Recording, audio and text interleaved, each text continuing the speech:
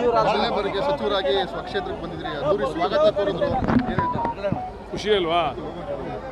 ಎಲ್ಲಿ ನಾನು ಸ್ವಾಗತ ಕೋರಿದ್ರು ಕೂಡ ನನ್ನ ತಾಲೂಕಿನಲ್ಲಿ ಸ್ವಾಗತ ಕೋರ್ತಕ್ಕಂಥದ್ದು ಹೆಚ್ಚು ಖುಷಿ ಕೊಡ್ತಕ್ಕಂಥ ವಿಚಾರ.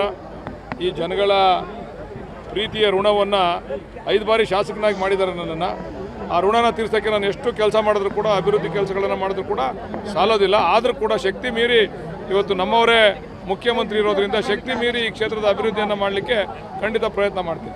ಈಗ ಬಹಳ ವರ್ಷಗಳ ನಂತರ ಮಾಗಡಿಗೆ ಮತ್ತೆ ಸಚಿವ ಸ್ಥಾನ ಸಿಕ್ಕಿದೆ ಸರ್. ರೇವಣ್ಣವ್ರ ನಂತರ ಬಹಳ ಅಭಿವೃದ್ಧಿಯ ಯೋಜನೆಗಳು ನಿರೀಕ್ಷೆ ಇದೆ ಜನರಿಗೆ. ಯಾವ ರೀತಿ ಖಂಡಿತ ಡಿ ಕೆ ಸುರೇಶ್ ಅವ್ರನ್ನ ಒಟ್ಟಿಗಿದ್ದಾರೆ, ನೀಲಿ ನಕ್ಷೆ ಹಾಕ್ಕೊಂಡಿದ್ದೀವಿ ಏನೇನು ಆಗಬೇಕು ಈ ಕ್ಷೇತ್ರಕ್ಕೆ ಅಂತ ಹೇಳಿ. ಖಂಡಿತ ಇನ್ನು 1.5 ವರ್ಷಗಳಲ್ಲಿ ಸಾಧ್ಯವಾದಷ್ಟು ಮಟ್ಟಿಗೆ ಈ ಕ್ಷೇತ್ರದ ಎಲ್ಲ ವಿಚಾರಗಳನ್ನು ಕೂಡ ಮುಟ್ತಕ್ಕಂಥ ಕೆಲಸವನ್ನು ಮಾಡ್ತೇವೆ. ಸರ್, ನಾಳೆ ಟೌನ್ಶಿಪ್ ಬಗ್ಗೆ ಪಾದಯಾತ್ರೆ ಮಾಡ್ತಾ ಇದ್ದಾರೆ. ಒಂದಷ್ಟು ಜನ ಕಾರ್ಯಕರ್ತರು ಕೂಡ ಪ್ರಾಯಶ್ಚಿತ ಯಾತ್ರೆ ಅಂತೇಳಿ ಹೋಲ್ಡಿಂಗ್ಸ್ಗಳನ್ನ ಹಾಕಿದ್ದಾರೆ. ಏನು ಸರ್? ಪ್ರಾಯಶ್ಚಿತ ಯಾತ್ರೆನೇ ಅಲ್ವಾ? ನೀವೇ ನೋಡಿರ್ಬೇಕಲ್ಲ ಅಲ್ಲೆಲ್ಲ ಹೋಲ್ಡಿಂಗ್ಸ್ನಲ್ಲಿ.